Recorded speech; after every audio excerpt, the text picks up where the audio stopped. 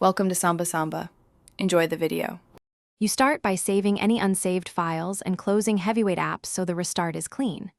Open Task Manager with Control plus Shift plus ESC and locate Windows Explorer and Processes.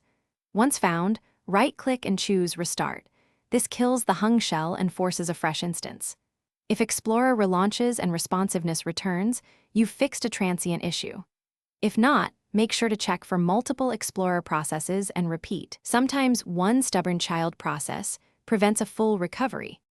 Once a simple restart fails, verify system integrity and drivers because corrupted files or bad drivers often freeze Explorer. Open an elevated PowerShell and run sfc/scano.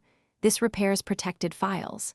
Next, check Device Manager for recent driver updates to display and storage controllers. Update or roll back any suspect driver.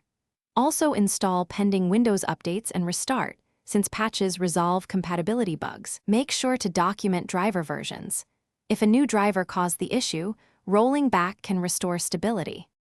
You now tackle deeper causes, profile corruption or background conflicts.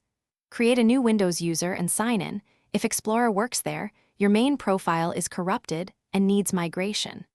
Next, perform a clean boot to disable third-party services and startup items, then re-enable them selectively to find the offender.